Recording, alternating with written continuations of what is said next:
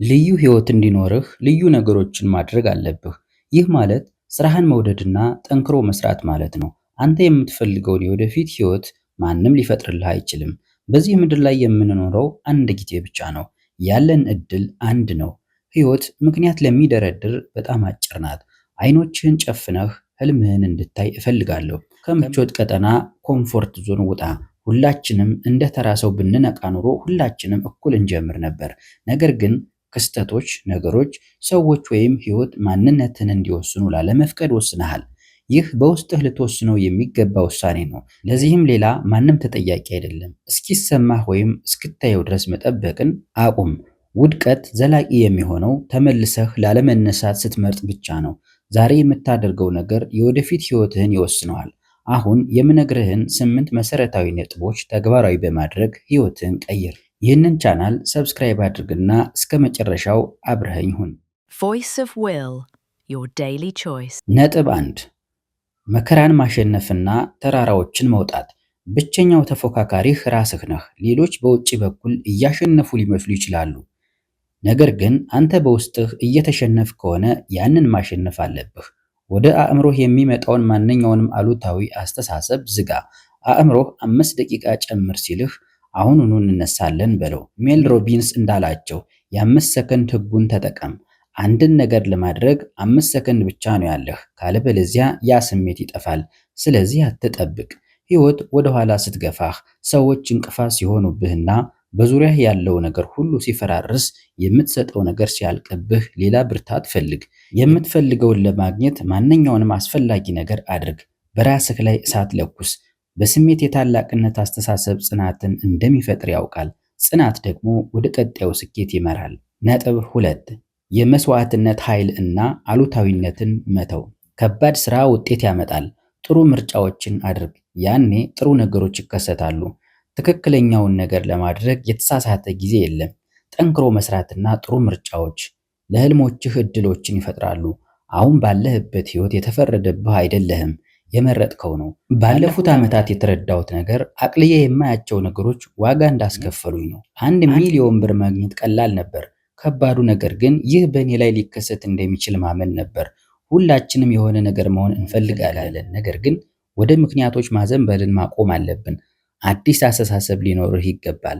ለቤተሰቤ፣ ለእናቴ፣ ለአባቴ ስል ለማሸነፍና ታሪክ ለመስራት ዝግጁ ነኝ። ምቾትን ከስኬት ጋር አታደናግር። ምቾት ማለት መርካት ወይም ኮምፕላሰንሲ ማለት ነው። ነጥብ 3 በወደፊት ማንነትህ ላይ ኢንቨስት አድርግ። ሰዎች በአንተ መጠራጠራቸው ችግር አይደለም። ችግሩ አንተ በራስህ ስትጠራጠር ነው።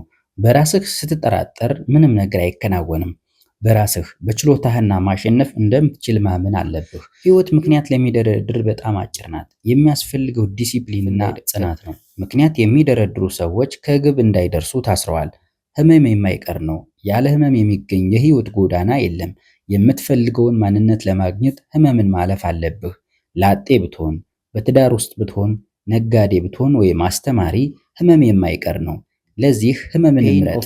የሥነ ሥርዓት ህመም ፔይን ኦፍ ዲሲፕሊን ወይም የጸጸት ህመም ፔይን ኦፍ ሪግሬት።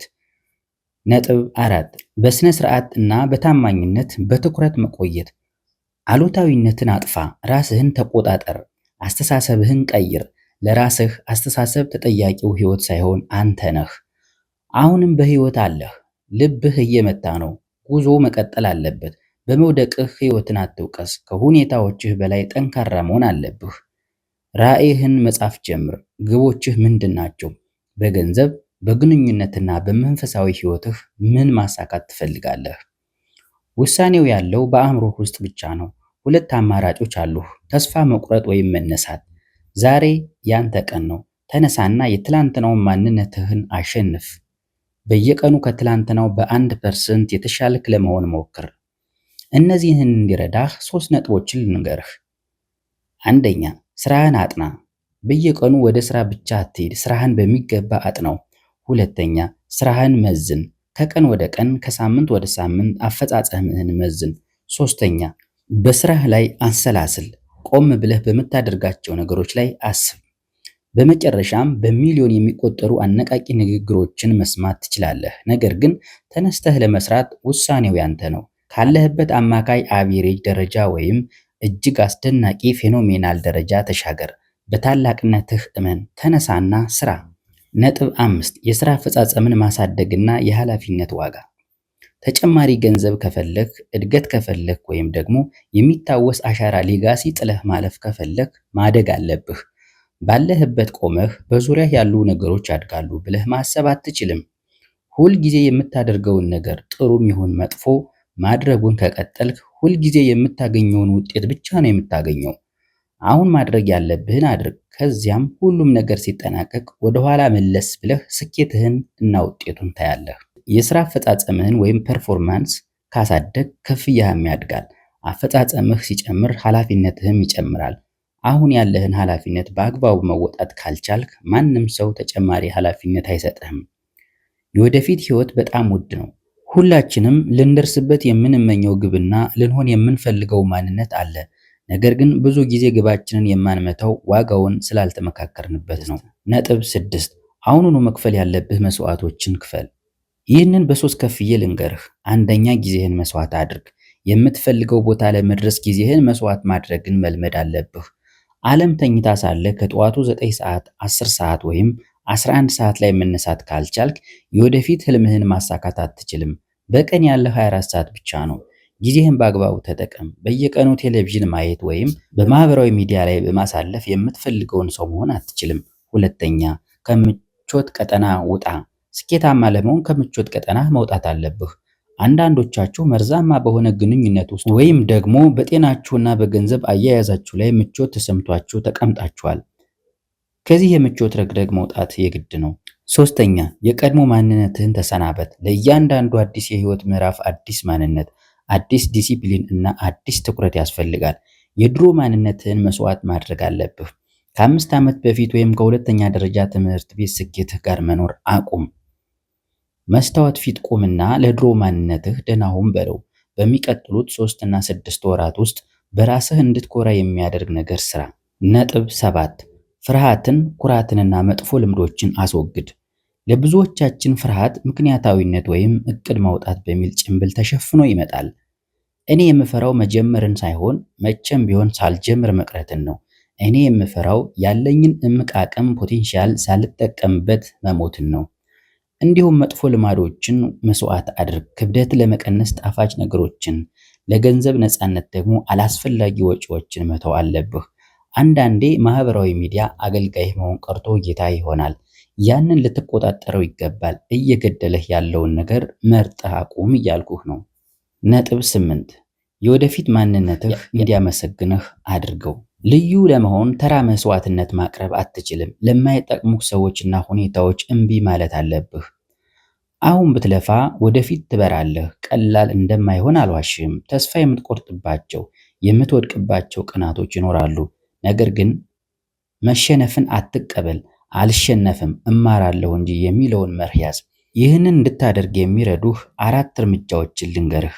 እርምጃ 1 ቀኑን ተቆጣጠር። ወደፊት ለመቅረብ ዛሬ ምን ማድረግ ትችላለህ? ቁጥር 2 ከራስህ ጋር አትደራደር። ለገባው ቃል ታማኝ ሁን። ቁጥር 3 ትክክለኛ ጓደኞችን ምረጥ። እንደ ንስር ካሉ ጠንካራ ሰዎች ጋር ዋል። ቁጥር 4 ለራስህ ደግ ሁን። ለሌሎች እንደምትራራው ሁሉ ለራስህም ራራ።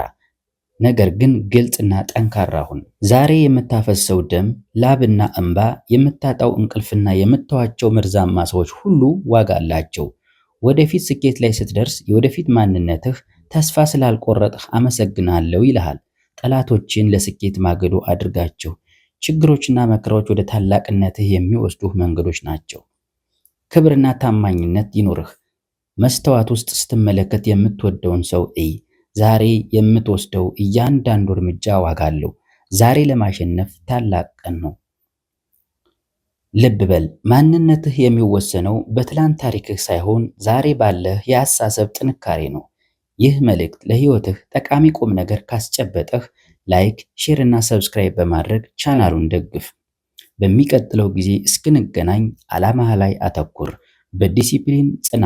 ወደፊት መጓዝህን ቀጥል። ሰላምህን ያብዛው።